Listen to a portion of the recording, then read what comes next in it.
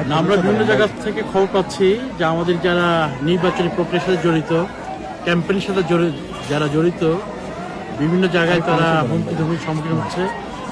আমি একেবারেই ক্লিয়ারলি বলতে চাচ্ছি, সেটা হচ্ছে আমরা ইনশাল্লাহ শেষ পর্যন্ত নির্বাচনের শান্তিপূর্ণ সুন্দর পরিবেশ ধরে রাখার জন্য যা যা করা দরকার তা করব।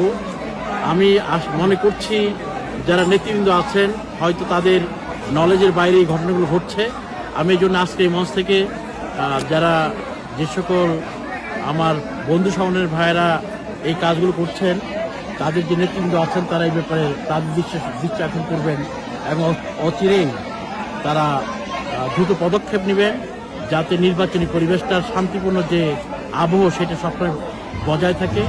আমরা একটা সম্প্রীতিপূর্ণ, একটা সৌহার্দ্যপূর্ণ পরিবেশে, একটা উৎসবমূলক পরিবেশে শেষ পর্যন্ত আমরা যাতে আমাদের নির্বাচনী প্রক্রিয়া চালাতে পারি, এই জন্য সবারই আন্তরিক সহযোগিতা অত্যন্ত দরকার।